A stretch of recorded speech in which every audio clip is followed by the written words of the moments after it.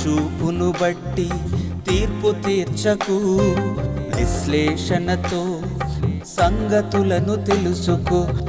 చూపును బట్టి తీర్పు తీర్చకు, విశ్లేషణతో సంగతులను తెలుసుకో. పరిశుద్ధ గ్రంథమునే పరిశోధించు, పరిశుద్ధ గ్రంథమునే పరిశోధించు. దూరమైన లోతైన సత్యాన్ని గ్రహించు, దూరమైన లోతైన సత్యాన్ని గ్రహించు. వాక్యాన్ని విశ్లేషించు, దైవ వాక్యాన్ని విశ్లేషించు, వాక్యాన్ని విశ్లేషించు, దైవ వాక్యాన్ని విశ్లేషించు. చూపును బట్టి తీర్పు తీర్చకు, విశ్లేషణతో సంగతులను తెలుసుకో. చూపును బట్టి తీర్పు తీర్చకు, విశ్లేషణతో సంగతులను తెలుసుకో. క్రీస్తు యేసునందు అత్యంత ప్రియులైన నా సహోదరి సహోదరులారా, మీ అందరికీ మన ప్రభువు నామమున నా హృదయపూర్వకమైన వందనములు తెలియజేయుచున్నాను. ప్రియులారా, విశ్లేషణ అనే కార్యక్రమానికి మీ అందరికీ స్వాగతం. ప్రపంచవ్యాప్తంగా మానవ సమాజంలో ఉన్నటువంటి అనేకమైనటువంటి ప్రశ్నలకు ఈ విశ్లేషణ ద్వారా మనం చక్కని సమాధానాలను తెలుసుకుంటున్నాం. ఆ ప్రక్రియలో ఈరోజు కూడా మానవజాతికి అవసరమైనటువంటి ఒక అద్భుతమైనటువంటి అంశంతో దేవుని కృపను బట్టి మీ ముందుకు వచ్చాను. యుక్త వయసుకు వచ్చినటువంటి మనుషులందరూ కూడా వివాహం చేసుకోవాలనుకుంటారు. స్త్రీ పురుషుల కలయిక ఒక చక్కని బంధం, వివాహ బంధం. పరిశుద్ధ గ్రంథంలో వివాహమును గూర్చి దేవుడు చక్కని సూత్రాలను తెలియజేశాడు. వివాహం ఎందుకు చేసుకోవాలో, వివాహం చేసుకున్న తర్వాత స్త్రీ పురుషుల యొక్క దాంపత్య జీవితం ఎలా ఉండాలో దేవుడు చాలా చక్కగా వ్రాయించాడు. ఈరోజు మనుషులలో అనేక మంది దేవుని గ్రంథమును చదవక, ఒకవేళ చదివినా సంపూర్ణంగా అందులో ఉన్నటువంటి విషయములను గ్రహించక,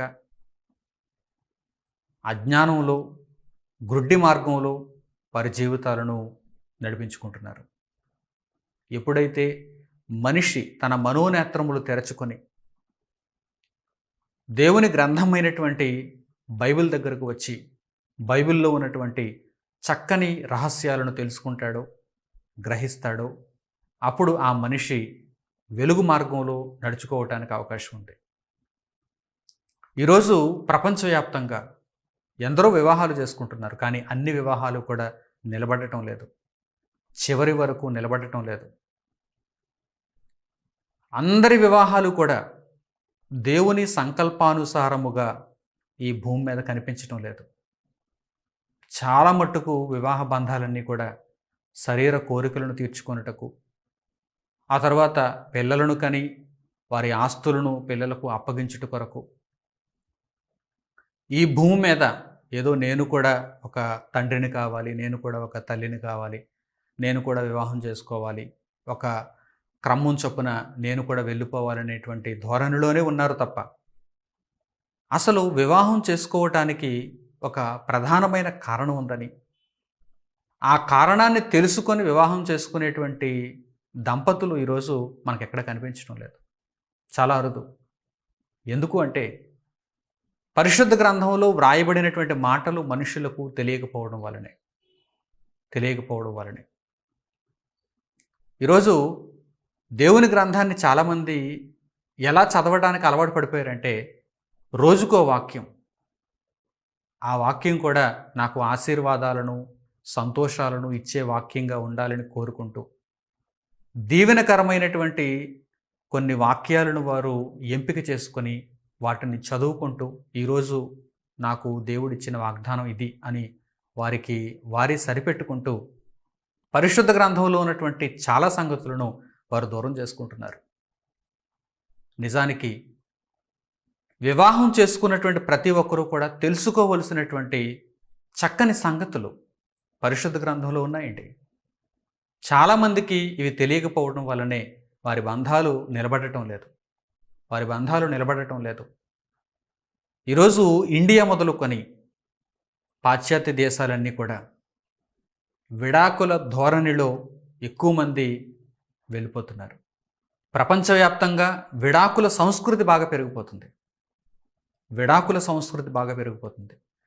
ఏదైనా ఒక చిన్న గొడవ వస్తే, మనస్పర్ధలు వస్తే అవి చినికి చినికి గాలివానలుగా మారి ఇక నీతో నేను జీవించటానికి కుదరదు, నీ దారి నీది, నా దారి నాది అనుకుంటూ పేరుగాంచిన వ్యక్తులు మొదలుకొని బలహీనుల వరకు ప్రతి ఒక్కరూ కూడా విడాకుల ధోరణిలో వెళ్ళిపోతున్నారు.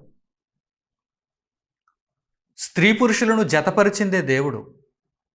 ప్రారంభంలో ఆదాము హవ్వల దగ్గరకు మనం వెళ్ళినప్పుడు దేవుడు స్త్రీనిగాను పురుషునిగాను వారిని సృజించెను అని వ్రాయబడింది. అంటే మనుషులు స్త్రీలుగా పురుషులుగా ఉండాలని దేవుడు కోరుకున్నాడు. నరులు అంటే స్త్రీ పురుషులు అన్నాడు దేవుడు. నరులు అంటే స్త్రీ పురుషులు. ఆదామును నేల మట్టి నుండి శరీర నిర్మాణమును జరిగించి తనలో ఉన్న జీవవాయువును ఒక ఊపిరిగా ఆదాముకిచ్చి ఒక నరునిగా తయారు చేసినటువంటి దేవుడు తరువాత ఆ నరునిలో నుండి నారిని తీసుకుని వచ్చాడు కదా.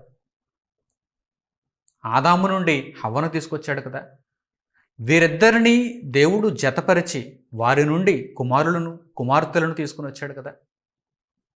ఇది దేవుని సంకల్పం. దేవుని సంకల్పం ఇలా ఉన్నప్పుడు అపవాది అయిన వాడు దేవుని సంకల్పాన్ని పాడు చేయటానికి ఎప్పుడూ ప్రయత్నం చేస్తాడు. ఈరోజు యుక్త వయసుకు వచ్చినటువంటి స్త్రీ పురుషులు వివాహం చేసుకుంటున్నారు. కానీ ఈ వివాహం ఎందుకు చేసుకోవాలో వారికి తెలుసా?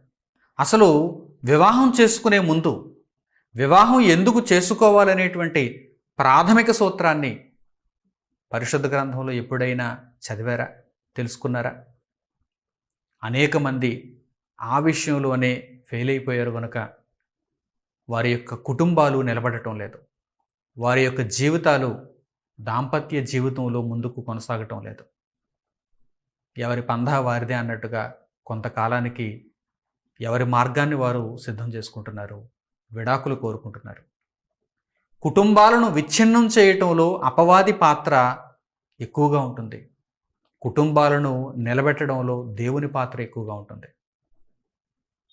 కుటుంబాలను విచ్ఛిన్నం చేయటంలో అపవాది కీలక పాత్ర వహిస్తాడు. కుటుంబాలను నిలబెట్టడంలో, కుటుంబాలను కలిపి ఉంచటంలో దేవుని యొక్క వాక్యం కీలకమైన పాత్ర వహిస్తుంది. దేవుని వాక్యం కీలకమైన పాత్ర వహిస్తుంది. ప్రియులారా, అసలు వివాహం చేసుకునే ముందు ఆ స్త్రీ పురుషులిద్దరూ కూడా, దంపతులు కాబోతున్నటువంటి వారిద్దరూ కూడా తెలుసుకోవలసినటువంటి ప్రాథమికమైనటువంటి సూత్రం ఏంటో తెలుసా? అసలు ఈ వివాహం నేను ఎందుకు చేసుకోవాలి? లోకంలో ఉన్నటువంటి చిన్న చిన్న బలహీన కారణాలు ఏంటి? వయసు వచ్చిందని, వివాహ వయసు వచ్చిందని కొంతమంది వివాహం చేసుకుంటారు. మంచి సంబంధం దొరికిందని కొంతమంది వివాహం చేసుకుంటారు. కట్న కానుకలు బాగున్నాయని కొంతమంది వివాహం చేసుకుంటారు. ఆలోచిస్తున్నారా? పెద్దలు కుదిర్చిన సంబంధం, ప్రేమ ఫలించగా మేము వివాహం చేసుకుంటున్నాం, ఇలా శరీర సంబంధమైనటువంటి బలహీనమైన చిన్న చిన్న కారణాలను చూపించి ఈరోజు వివాహాలు చేసుకుంటున్నారు. కానీ అసలైనటువంటి రహస్యం చెప్పమంటారా? వివాహం చేసుకోకముందు ప్రతి యువకుడు యువతి తెలుసుకోవలసినటువంటి ప్రాథమికమైనటువంటి సూత్రం ఏంటంటే, దేవుడు చెప్పిన రహస్యం ఏంటంటే, వివాహము అన్ని విషయములలో ఘనమైనది, వివాహము అందరిలో ఘనమైనది, మీ పానుపు నిష్కల్మషమైనదిగా ఉండాలి. దేవుడు వేశ్యాసంగులకు వ్యభిచారులకు తీర్పు తీరుస్తాడు. మీరెందుకు వివాహం చేసుకోవాలంటే జీవితకాలం అంతా కూడా, మీ జీవితకాలం అంతా కూడా మీరు ఒకరికి ఒకరు కట్టుబడి ఉండి, వివాహం అంటే ఒక బంధం, మీరు ఒకరికి ఒకరు కట్టుబడి ఉండి దేవుని చిత్తాన్ని నెరవేర్చటానికి ఒకరికి ఒకరు సహకారం చేసుకుంటూ సాటి అయిన సహకారులుగా ఉండు నిమిత్తము మీరు వివాహం చేసుకోవాలి అంటున్నాడు దేవుడు. మరలా చెబుతున్నాను వినండి. అసలు వివాహం ఎందుకు చేసుకోవాలి? వివాహం అనేది ఎందుకు చేసుకోవాలి? యుక్త వయసుకు వచ్చిన తర్వాత దాదాపుగా ఒకే ఈడు కలిగినటువంటి యువతీ యువకులు వివాహం చేసుకుంటున్నారు.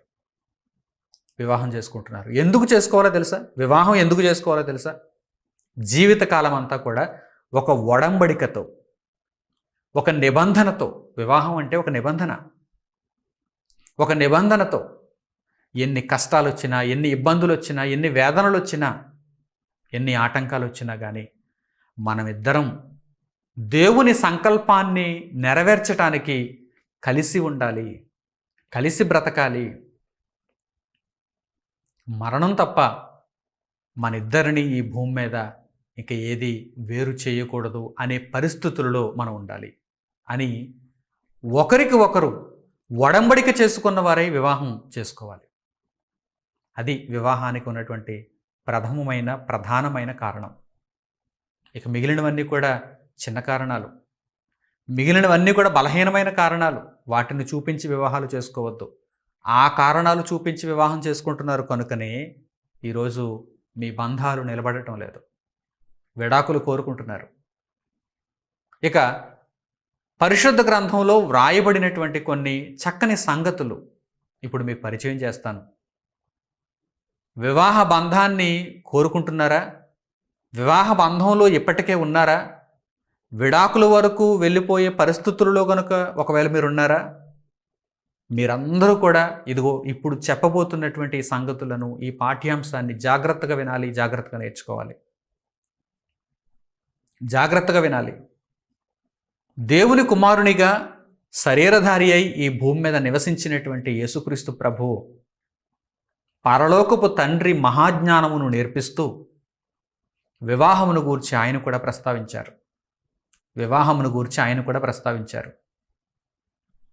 వివాహం చేసుకున్న వారు చివరి వరకు తమ యొక్క ఆ ఒప్పందాన్ని నిలబెట్టుకుంటున్నారా? నిలబెట్టుకోలేక విడిపోతున్నారు. అసలు విడిపోవటానికి కారణం ఏంటి? ఎవరైనా సరే వివాహం చేసుకున్న వారు విడిపోవటానికి కారణం ఉండాలి అంటే ఒకే ఒక కారణం ఉందండి. ఆ కారణాన్నే దేవుడు ఆమోదిస్తాడు. ఇక ఏ కారణాన్ని కూడా దేవుడు ఆమోదించడు. ఈ రహస్యాలు చాలామందికి తెలియవండి. ఏదో గొడవ వచ్చింది, ఒకరికి పడలేదు, నీవు గొప్ప అంటే నేను గొప్ప, నేను గొప్ప అంటే నీవు గొప్ప అనుకుంటూ వారు పోట్లాడుకుంటున్నారు, విడిపోవాలనుకున్నారు. నీకు నాకు ఇక పడదు అనుకుంటున్నారు, విడిపోతున్నారు. వివాహం చేసుకోవడం మీ వంతే, విడిపోవడం మీ వంతేనా? మీ ఇష్టానుసారంగా మీ బ్రతుకులను చెల్లాచెదురు చేసుకోవటానికి ఎవరిచ్చారు మీకు అధికారం? అది వారి వ్యక్తిగత విషయం ఏంటి, మనం ఏం మాట్లాడలేం అంటారా మీరు? ఒకరు చేస్తున్నటువంటి చర్య అనేక మంది మీద ప్రభావాన్ని చూపిస్తుంది. జాగ్రత్త. మనం నీతిగా ప్రవర్తిస్తే నీతి ప్రభావం అనేక మంది మీదకు వెళ్తుంది, అది మంచిని చేస్తుంది. మనం చెడుగా ప్రవర్తిస్తే ఆ చెడు ప్రభావం కూడా అనేక మంది మీదకు వెళ్తుంది, అది దుష్ఫలితాన్ని ఇస్తుంది. వ్యక్తిగత విషయం విడిచిపెట్టండి అనుకోవడానికి వీలు లేదు. ప్రతి ఒక్కరికి కూడా దేవుని మాటలు చెప్పాలి, దేవుని జ్ఞానాన్ని చెప్పాలి, దేవుని సంగతులను వివరించాలి. అసలు దేవుడు మిమ్మల్ని గూర్చి ఏమనుకుంటున్నాడో మీకు చెప్పొద్దా? పరలోకమందున్న ఆయన మనసులోని సంగతులు మీకు చెప్పొద్దా? వివాహం చేసుకుంటున్నారు, ఇష్టపడి వివాహం చేసుకుంటున్నారు, ఆ తర్వాత ఏదో కష్టం వచ్చిందని విడిపోతున్నారా? మీ ఇష్టం వచ్చినట్టుగా వివాహం చేసుకుని మీ ఇష్టం వచ్చినట్టుగా విడిపోవటానికి ఇది దేవుడిచ్చిన బ్రతుకు. ఈ బ్రతుకును మీరు వ్యర్థం చేసుకోకూడదు. ముఖ్యంగా దేవుని మాటలకు వ్యతిరేకంగా మీరు బ్రతకూడదు. దేవుడు ఏమి సెలవిచ్చాడు?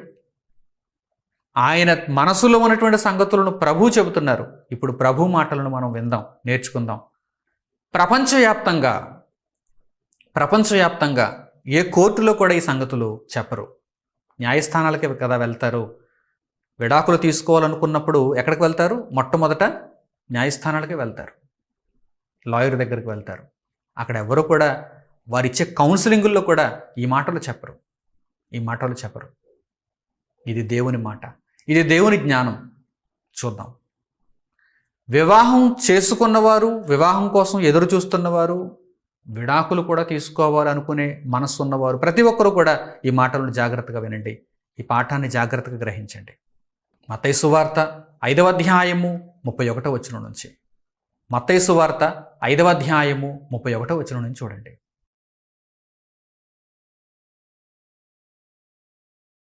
తన భార్యను విడనాడువాడు ఆమెకు పరిత్యాగ పత్రిక ఇయ్యవలెనని చెప్పబడి ఉన్నది కదా. నేను మీతో చెప్పున్నదేమనగా, వ్యభిచార కారణమును బట్టి కాక తన భార్యను విడనాడు ప్రతివాడును ఆమెను వ్యభిచారిణిగా చేయుచున్నాడు. విడనాడబడిన దానిని పెండ్లాడువాడు వ్యభిచరించుచున్నాడు. ప్రభువైన యేసుక్రీస్తు వివాహ బంధమును గూర్చి ఇక్కడ ప్రస్తావిస్తూ చాలా సూటిగా ఆయన కొన్ని విషయాలను తెలియజేస్తున్నారు. ఎవరైనా వివాహ బంధము చేత ముడిపడి తరువాత విడిపోవాలనుకుంటే విడిపోవడానికంటూ కారణం ఒక్కటే ఉండాలి. పరిత్యాగ పత్రిక అంటే విడాకులు. పరిత్యాగ పత్రిక ఇచ్చేసి విడిపోదాం అనుకుంటే కారణం ఒక్కటే ఉండాలి. ఏంటా కారణం? వ్యభిచార కారణము. వ్యభిచార కారణము. ఒకవేళ భర్త తన భార్యకు విడాకులు ఇవ్వాలి అనుకుంటే ఏ కారణాన్ని బట్టి విడాకులు ఇవ్వాలి? తన భార్య వ్యభిచరిస్తుంది అని భర్తకు నిర్ధారణ అయినప్పుడు అప్పుడు ఆ కారణాన్ని చూపించి పరిత్యాగ పత్రిక ఇవ్వచ్చు, విడాకులు ఇచ్చేయచ్చు. అలాగే భర్త వ్యభిచరిస్తున్నాడు, ఈ కారణాన్ని చూపించి భార్య విడాకులు కోరవచ్చు. వ్యభిచార కారణమును బట్టి పరిత్యాగ పత్రిక ఇవ్వవచ్చు. దేవుడు ఈ ఒక్క విషయంలోనే ధర్మశాస్త్ర గ్రంథంలో పాత నిబంధనలో ఇశ్రాయేలీయులకు ఈ అవకాశం ఇచ్చాడు. అంటే వ్యభిచరిస్తున్నటువంటి భార్యతో భర్త ఎంతకాలం అని కాపురం చేస్తాడు? ఇక అతని మనస్సు విరిగిపోతుంది కదా. వ్యభిచారం చేస్తున్నటువంటి భర్తతో భార్య ఎంతకాలం కాపురం చేస్తుంది? ఆమె మనస్సు కూడా విరిగిపోతుంది కదా. కనుక దేవుడు ఈ ఒక్క విషయంలో అనుమతినిచ్చాడు. వ్యభిచార కారణమును బట్టి మీరు పరిత్యాగ పత్రిక ఇవ్వచ్చు, విడాకులు తీసుకోవచ్చు, ఇద్దరూ వేరువేరుగా ఉండొచ్చు. ఈ ఒక్క కారణం మాత్రమే ఉందండి. ప్రపంచవ్యాప్తంగా విడిపోతున్న వారందరికీ కూడా ఈ కారణాలు తెలుసా? ఈ విషయం తెలుసా? ఎందుకు విడిపోతున్నారమ్మా అని ఎవరినైనా విడాకులు కోరుకుంటున్న వారిని అడిగితే, నా భర్త పద్ధతి ఏమో నాకు నచ్చలేదంటారు, నాకు సరైనటువంటి విలువనివ్వటం లేదంటారు, నన్ను పట్టించుకోవటం లేదంటారు, ఆస్తి తగాదాలు వచ్చాయంటారు, కట్న కానుకల విషయంలో ఇంకా సర్దుబాటు కాలేదంటారు, ఆయన అలవాట్లు లేక ఆమె అలవాట్లు నాకు నచ్చలేదంటారు. ఏవేవో చిన్న చిన్న కారణాలు. ఈ కారణాలను బట్టి విడాకులు తీసుకోవచ్చా? తీసుకోకూడదు. మరి పరిత్యాగ పత్రిక అనగా విడాకులు ఇవ్వాలంటే ఏ కారణాన్ని బట్టి ఇవ్వాలి? వ్యభిచార కారణమును బట్టి ఇవ్వచ్చు. ఇది కూడా ఎప్పుడు? పాత నిబంధన కాలంలో, ధర్మశాస్త్ర కాలంలో. ప్రభువు తెలియజేస్తున్నారు చూడండి, ఒకవేళ ఎవరైనా వ్యభిచారణ కారణమును బట్టి అయితే పరిత్యాగ పత్రిక ఇవ్వచ్చు. ఒకవేళ ఆ కారణాన్ని బట్టి కాకుండా మీరు పరిత్యాగ పత్రిక ఇచ్చి విడిపోతే కనుక మీరే ఏం చేస్తున్నారు? మీ భార్యను వ్యభిచారిణిగా మారుస్తున్నారు, మీ భర్తను వ్యభిచారిగా మారుస్తున్నారు. అలా విడిచిపెట్టడం వలన, మీరు విడిపోవడం వలన వారు మరొకరి దగ్గరికి వెళ్ళిపోతారు, మరొకరితో వివాహం చేసుకుంటారు, లేక అక్రమ సంబంధాన్ని పెట్టుకుంటారు. మీరే స్వయంగా వారిని వ్యభిచారులుగా చేస్తున్నారు అని ప్రభు ఇక్కడ తెలియజేస్తున్నారు. కనుక ప్రాథమికంగా దేవుని గ్రంథంలో ఈ విషయాన్ని మనం చూడగలిగితే, ధర్మశాస్త్ర కాలంలో దేవుడు ఇచ్చినటువంటి అనుమతి ఏంటంటే, ఒకవేళ వైవాహిక బంధంలో వ్యభిచరిస్తున్నారని నిర్ధారణ అయినప్పుడు, ఏదో గాలిమాట విన్నప్పుడు కాదు, అనుమానం వచ్చిన వెంటనే కాదు, వ్యభిచరిస్తున్నారని మీకు నిర్ధారణ అయినప్పుడు ఇక వారితో మీరు కాపురం చేయటానికి ఇష్టం ఉండదు. కనుక అలాంటి సందర్భాలలో ఆ కారణాన్ని బట్టి మాత్రమే మీరు విడాకులు కోరుకోవచ్చు. ఇది ధర్మశాస్త్ర గ్రంథంలో వ్రాయబడిన మాట. ద్వితీయోపదేశ కాండము 24వ అధ్యాయం మొదటి నుంచి మీరు చూడగలిగితే ఈ విషయాలు కనిపిస్తాయి. ధర్మశాస్త్రంలో ఎక్కడ వ్రాయబడింది అని అడగగానే ద్వితీయోపదేశ కాండము 24వ అధ్యాయం మొదటి వచనం నుంచి ఈ మాటలు కనిపిస్తాయి. దానినే ఇక్కడ ప్రభువారు తెలియజేస్తూ, ఇక్కడ ప్రభువారు తెలియజేస్తూ దేవుని మనసులో ఉన్న ఆ సంగతిని అక్కడ ఆయన ప్రస్తావిస్తున్నారు. వ్యభిచార కారణమును బట్టి కాకుండా వేరే ఇతరత్ర ఏవైనా కారణాలుంటే ఆ కారణాలను బట్టి మీరు విడిపోవటానికి వీలు లేదు. ఒకవేళ మీరు అలా విడిపోతే కనుక మీరు ఒకరిని ఒకరు వ్యభిచారులుగా మార్చుకున్నట్టే. జాగ్రత్త, వ్యభిచారులకు పరలోకం లేదు, వేశ్యాసంగులకు పరలోకం లేదు, నిత్యత్వం లేదు. కనుక ఈ విషయాన్ని మనసులో పెట్టుకోండి. వ్యభిచార కారణమును బట్టి కాక ఇక ఏ కారణాన్ని బట్టి కూడా మీరు విడిపోవటానికి వీలు లేదు. ఇప్పుడు ప్రపంచవ్యాప్తంగా మీరు చూడండి, ఎంతమంది వ్యభిచార కారణాన్ని బట్టి విడిపోతున్నారు? చాలా తక్కువ మంది ఉంటారండి. వ్యభిచార కారణాన్ని బట్టి విడిపోయేవారు చాలా తక్కువ మంది ఉంటారు. మిగిలిన వారు అందరూ కూడా చిన్న చిన్న కారణాలను బట్టి విడిపోతున్న వారే ఉంటారండి. అంటే ఏవేవో నచ్చక, వివాహ సమయానికి వారు అనుకున్నటువంటి ఆ మాటలు, లేకపోతే వారు నిర్ధారించుకున్నటువంటి సంగతులు తరువాత వారి జీవితాలలో కాస్త తేడాగా కనిపించేసరికి ఆ వ్యత్యాసాన్ని వారు గమనిస్తున్నప్పుడు వారు విడిపోవాలనుకుంటారు. ఇతర కారణాల చేత మీరు విడిపోవటానికి వీలు లేదు. ఒకవేళ మీరు అలా విడిపోతే ఒకరిని ఒకరు వ్యభిచారులుగా చేసుకున్నట్టే. ప్రియులారా, ధర్మశాస్త్రంలో వ్రాయబడినటువంటి విషయాన్ని ప్రభువైన యేసుక్రీస్తు వివాహం విషయంలో, వివాహం చేసుకున్న తర్వాత విడిపోయేటువంటి ఆ సందర్భం విషయంలో చాలా స్పష్టంగా సూటిగా ఆయన తెలియజేశారు.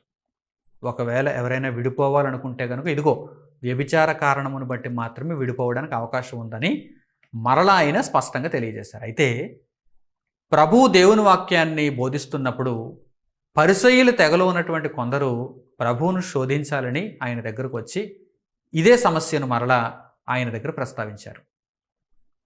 ఒక పురుషుడు తన స్త్రీని విడనాడవచ్చా, పరిత్యాగ పత్రిక ఇచ్చి విడనాడవచ్చా అని ప్రభు దగ్గర పరిసయ్యులు అడుగుతున్నారు. ఆయనను శోధిస్తూ ఆయన ఏం చెబుతాడో సమాధానం అని. అప్పుడు మనుష్య జాతి అంతటికీ తెలియవలసినటువంటి దేవుని మహాజ్ఞానపు సంగతులను ప్రభువు బోధిస్తున్నారండి. ఆయన నోరు తెరచి తెలియజేశారు, ప్రకటించారు. మత్తయి సువార్త 19వ అధ్యాయము 3వ వచనం నుంచి జాగ్రత్తగా చూడండి. పరిసయ్యులు అడుగుతున్నటువంటి ఆ ప్రశ్నకు ప్రభువు చెప్పిన సమాధానం ఎంత గొప్పగా ఉందో మనకు అర్థమవుతుంది. ఇదిగో ఇప్పుడు ప్రభువు చెప్పినటువంటి ఈ మాటలకు కొనసాగింపుగా, అనగా ధర్మశాస్త్రంలో వ్రాయబడినటువంటి పరిత్యాగ పత్రిక విషయమై తెలియజేయబడినటువంటి కారణానికి కొనసాగింపుగా అసలు దేవుని మనసులో ఏముంది, దేవుడు మనుష్యులను ఎలా ఉండాలని కోరుకుంటున్నాడు, వివాహితులైనటువంటి మనుష్యులు చివరి వరకు కలిసి ఉండాలని కోరుకుంటున్నాడా, పరిత్యాగ పత్రికలు ఒకరికొకరు ఇచ్చుకొని విడిపోవాలని కోరుకుంటున్నాడా, అసలు కన్న తండ్రి అయిన దేవుని మనస్సు ఎలా ఉందో ప్రభు తెలియజేస్తున్నారు. జాగ్రత్తగా చూడండి. మత్తయి సువార్త 19వ అధ్యాయము 3వ వచనం నుంచి.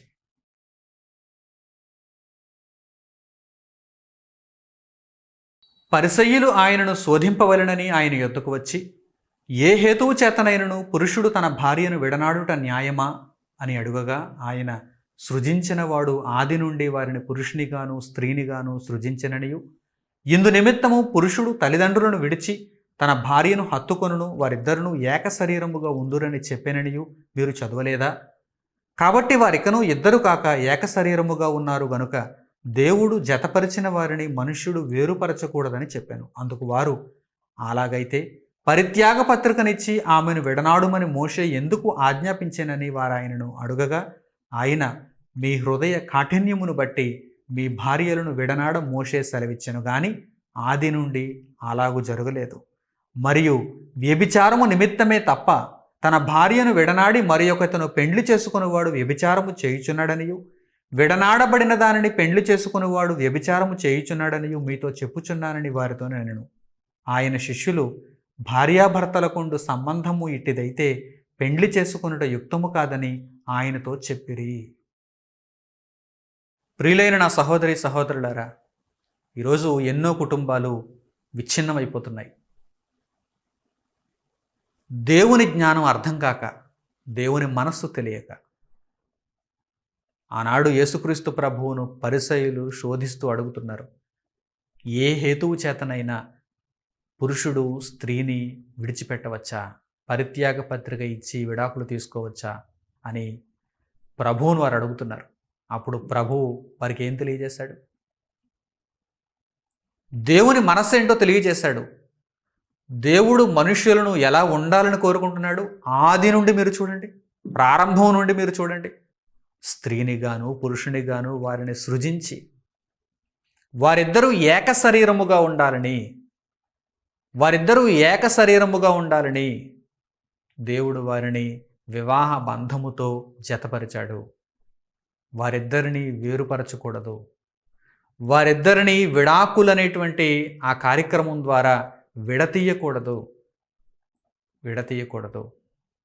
విడిపోయిన వారు వ్యభిచరించడానికి అవకాశం ఉంది కదా. విడిపోయిన వారు పోని మరల వివాహం చేసుకోకుండా దేవుని కొరకే బ్రతకాలనేటువంటి ఆలోచనలతో ఏమైనా ఉంటారా? విడిపోయిన వారు వెంటనే మరల సంబంధాలను వెతుక్కుంటారు. విడిపోయిన వారు మరల నా జీవితానికి తోడు కావాలని మరలా అక్కడ ఆ మాటలు చెబుతూ మరలా వివాహాన్ని కోరతారు. అంతే తప్ప దేవుని కొరకు బ్రతికేటువంటి మనస్సులు వారిలో ఉంటాయా? విడిపోయిన వారంతా వ్యభిచారులుగానే మారిపోతున్నారు. మరి మోషే పరిత్యాగ పత్రిక ఇచ్చి విడనాడమన్నాడు కదా అని అప్పుడు మరలా వారు అడుగుతున్నారు. అంటే పరిసయ్యులు యేసుక్రీస్తు ప్రభువును శోధించడానికి వచ్చారు. మొదట ఏమని అడుగుతున్నారు? ఏ హేతువు చేతనైనా పురుషుడు స్త్రీని విడిచిపెట్టవచ్చా అని అడిగారు. అయితే ప్రభువు చెప్పినటువంటి ఆ చక్కని సమాధానాన్ని విన్న తరువాత ఆది నుండి దేవుడు వీరిద్దరూ ఏకశరీరముగా ఉండాలని కోరుకున్నాడే తప్ప వారిద్దరూ విడిపోవాలని దేవుడు ఎప్పుడూ ఆశించలేదే. దేవుని మనసులో కోరిక అది కాదే. మీరందరూ కుటుంబాలుగా జీవించాలని, ఒకరికొకరు బద్ధులై జీవించాలని, దేవుని సంకల్పాన్ని నెరవేర్చువారుగా ఉండాలని దేవుడు కోరుకున్నాడు తప్ప మీరు విడిపోవాలని దేవుడు ఎప్పుడు ఆశించలేదే అని ప్రభువు పరిసయ్యులకు తెలియజేశాడు. అప్పుడు వారు శోధిస్తూ ఏమని అడుగుతున్నారు? పరిత్యాగ పత్రిక ఇచ్చే విషయం ఏంటి అని అడుగుతున్నారు. ద్వితీయోపదేశకాండం 24వ అధ్యాయం మొదటి నుంచి మనం చూసినప్పుడు అక్కడ కనిపిస్తుంది కదా, మోషే పరిత్యాగ పత్రిక ఇచ్చి విడనాడమని చెప్పాడు కదా అంటున్నారు. అప్పుడు ప్రభు తెలియజేశారు, మీ హృదయ కాఠిన్యమును బట్టి మీరు కఠినులైపోతున్నారు. ఒకరిని ఒకరు విడిచిపెట్టుకోవాలనేటువంటి భావనలతో ఉంటున్నారు. మీ మనస్సును కఠినం చేసుకుంటున్నారు. క్షమాపణ గుణం మీలో లేదు. మోషే ఎటువంటి సందర్భంలో పరిత్యాగ పత్రిక ఇమ్మన్నాడు? వ్యభిచారము నిమిత్తం మీరు పరిత్యాగ పత్రిక ఇవ్వచ్చు అని చెప్పాడు. వ్యభిచారం నిమిత్తం. ఎందుకంటే భయంకరమైనటువంటి రోగాలు కూడా ఈరోజు మనుషులను చంపేస్తున్నాయి కదా. ఎయిడ్స్ వంటి మహాభయంకరమైనటువంటి రోగాలు, శరీర సంబంధంగా అక్రమ సంబంధాలు పెట్టుకుంటే వచ్చేటువంటి భయంకరమైనటువంటి రోగాలు కదా అవి. ఇలాంటి రోగాలు రాకుండా ఉండాలంటే దేవుడు ముందుగా ఇచ్చినటువంటి ఒక అనుమతి. వ్యభిచార కారణం నిమిత్తం మీరు పరిత్యాగ పత్రిక ఇచ్చి విడిపోవచ్చు. మీ హృదయ కాఠిన్యమును బట్టి, అంటే కఠినులైపోతున్నారు. ఒకరికి ఒకరు బద్ధులై జీవించాల్సినటువంటి పరిస్థితి పోయి శరీర కోరికలను నెరవేర్చుకొనుటకు మీరు పరశరీరానుసారులు అవుతున్నారు. కనుక మీ హృదయ కాఠిన్యమును బట్టి మోషే మీరు విడిపోవటానికి సెలవిచ్చాను. కానీ దేవుని మనస్సు అయితే అది కాదు. మీరు కలిసి ఉండాలని, కుటుంబంగా జీవించాలని దేవుడు కోరుకుంటున్నాడు. ప్రియులారా, ఎవరైనా ఒకవేళ తన భార్యను విడిచిపెట్టినా, తన భర్తను విడిచిపెట్టినా వారు మరొకరికి దాసులైపోతున్నారు, మరొకరిని వివాహం చేసుకుంటున్నారు. కనుక వ్యభిచారులు అవుతున్నారు. ఈరోజు ప్రపంచంలో ఉన్నటువంటి మనుషులలో ఎంతమందిని అపవాది అయిన వాడు వ్యభిచారులుగా మార్చేస్తున్నాడు చూడండి. ప్రపంచంలో ఉన్నటువంటి మనుషులలో ఎంతమందిని అపవాది అయిన వాడు వ్యభిచారులుగా మార్చేస్తున్నాడు చూడండి. చిన్న చిన్న కారణాలండి, చిన్న చిన్న లోపాలండి. ఈ లోపాలను సరిదిద్దుకోవడం పోయి ఈ లోపాలను వారు భూతద్దంలో చూపిస్తూ విడాకులకు వెళ్ళిపోతున్నారు. విడాకులు తీసుకున్నవారు అవకాశం ఇస్తున్నారు. దేనికి? వ్యభిచారానికి. ఇటు పురుషుడైనా అటు స్త్రీ అయినా మరొకరితో వారు సంబంధాలు పెట్టుకుంటున్నారు కనుక వారు వ్యభిచరిస్తున్నారు. అప్పుడు ఆయన శిష్యులు ఏమంటున్నారు?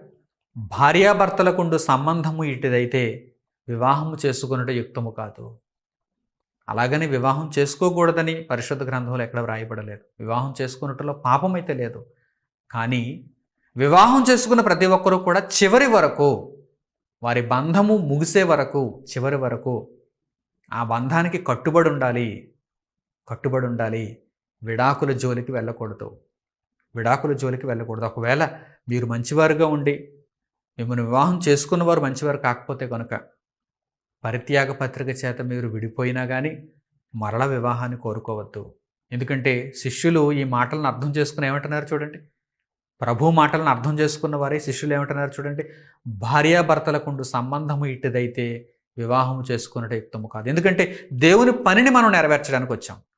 ఈ పనిని పూర్తి చేసుకోవటానికి, దేవుని యొక్క సంకల్పమును మనం పూర్తి చేసుకోవటానికి, విశ్వాస జీవితాన్ని కాపాడుకోవటానికి, పరిశుద్ధతలో మన బ్రతుకును నిలబెట్టుకోవటానికి దేవుడు సాటి అయిన సహకారులుగా వివాహ బంధము ద్వారా మనుషులను జతపరచబడే అవకాశం ఇచ్చాడు, సాటి అయిన సహకారులుగా ఉండటానికి. కానీ ఈరోజు ఆ ప్రధానమైనటువంటి కారణాన్ని మరిచిపోతూ, ఒక భర్త నాకు సాటి అయిన సహకారి, ఒక భార్య నాకు సాటి అయిన సహకారి, దేవుని పనిలో వీరు నాకు సహకారులుగా ఉండు నిమిత్తము వివాహం అనే బంధం చేత జతపరచబడ్డారనేటువంటి ఆ ప్రాథమికమైనటువంటి విషయాన్ని మర్చిపోతూ, దేవుని పనినే మర్చిపోతూ, దేవుని కొరకు బ్రతుకునే మర్చిపోతూ శరీర సంబంధమైనటువంటి ఉచ్చులో చిక్కుకుపోతున్నారు. కనుక విడాకుల ద్వారా విడిపోతున్నారు, వ్యభిచారులైపోతున్నారు. కనుక నా ప్రియులైన సహోదరి సహోదరులారా, దేవుని మనస్సును అర్థం చేసుకోండి. అసలు దేవుడు ఎవరైనా విడిపోతుంటే ఆయన మనస్సులో ఉండదు. ఎవరైనా వివాహ బంధము చేత జతపరచబడి మరల విడిపోతున్నారనుకోండి, ఆయన ఆజ్ఞను అతిక్రమిస్తున్నట్టే, ఆయన మాటను తప్పుతున్నట్టే. ఎందుకంటే ఒక చక్కని మాట, వ్రాయబడిన మాట మీరు చూడాలి. మలాకీ గ్రంథము 2వ అధ్యాయము 16వ వచనం. మలాకీ గ్రంథము 2వ అధ్యాయము 16వ వచనాన్ని చూడండి.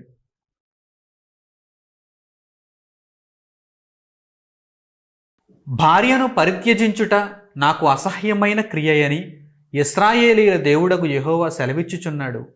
మరియు ఒకడు తన వస్త్రములను బలాత్కారముతో నింపుట నాకు అసహ్యమని సైన్యములకు అధిపతియగు యెహోవా సెలవిచ్చుచున్నాడు. కాబట్టి మీ మనస్సులను కాచుకొనుడి, విశ్వాసఘాతకులు కాకుడి. దేవుని మనసులో మాట చూడండి.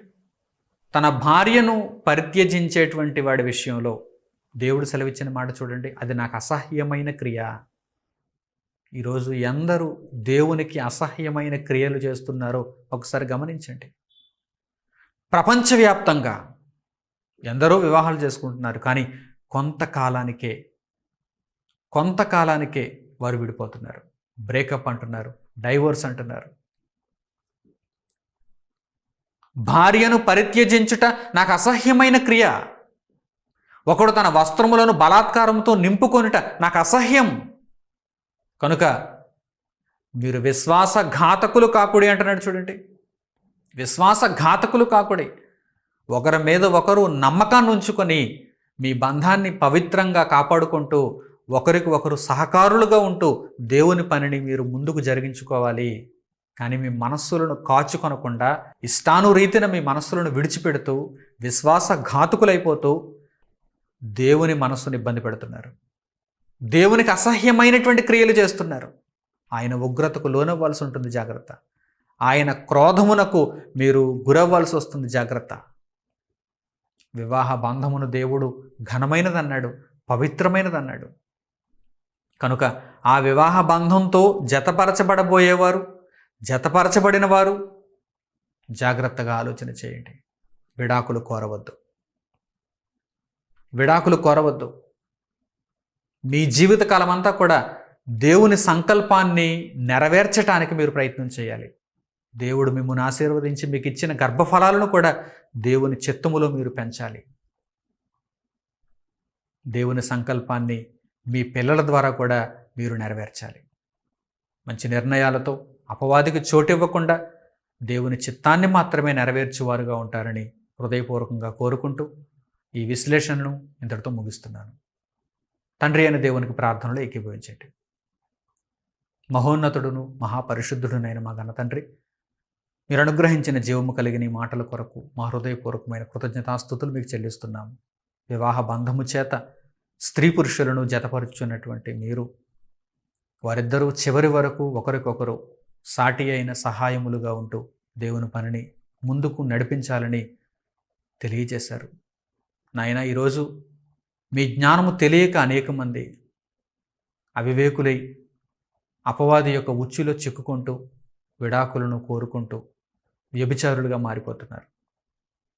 నాయనా తండ్రి, అటువంటి పరిస్థితుల్లో మీ జీవవాక్కులను తండ్రి మాకు అనుగ్రహించి ఈ ప్రపంచానికి ఒక వెలుగుగా మీ మాటల నుంచి ఈ సర్వ సమాజమును జ్ఞాపకం చేసుకుంటున్నందుకు మీ కృతజ్ఞతలు తండ్రి. మీ మాటలను పెడచెవిని పెట్టేవారముగా ఉండకుండా, మా హృదయములను కఠినపరుచుకునే వారముగా ఉండకుండా తండ్రి, మీరు అనుగ్రహించినటువంటి ఈ జీవితమును మీ చిత్తానుసారముగా మేము నడిపించుకుంటూ వివాహము చేసుకున్న వారైతే వారి బంధమును చివరి వరకు గొప్పగా కాపాడుకుంటూ నాయన మీ సంకల్పమును వారి జీవితాలలో నెరవేర్చుకునేవారుగా ఉండగలుగుటకు తగిన సిద్ధపాటును, చక్కని స్థిరమైన మనస్సును వారికి దయచేయమని మిమ్మల్ని కోరుకుంటూ ఈ పాఠము అనేక మందిలో పరివర్తనను తీసుకుని వచ్చి వ్యభిచారులై నరకానికి జారిపోకుండా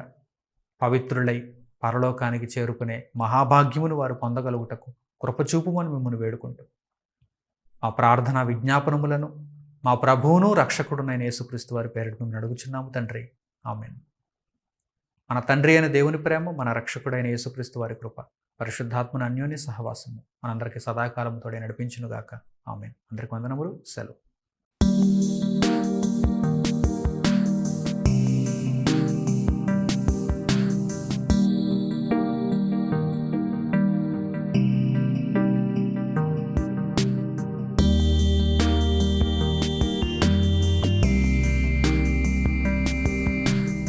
సహోదరులు మణికుమార్ గారు ప్రసంగించిన ఎన్నో ఆత్మ సంబంధమైన సంగతులను ఉచితంగా వీక్షించుటకు మా యూట్యూబ్ ఛానల్స్ను తప్పక దర్శించండి. మా సమాచారమును ఎప్పటికప్పుడు తెలుసుకొని ఆత్మీయ అభివృద్ధి నొందవలనంటే మా యూట్యూబ్ ఛానల్స్ను సబ్స్క్రైబ్ చేసుకోండి. సత్వర నోటిఫికేషన్ కొరకు సబ్స్క్రైబ్స్ బటన్ ప్రక్కన ఉన్న బెల్ సింబల్ను క్లిక్ చేయండి. మరిన్ని వివరాలకు మీరు సంప్రదించవలసిన మా ఫోన్ నంబర్స్ 8978414178 మరియు 8333927666. ధన్యవాదములు.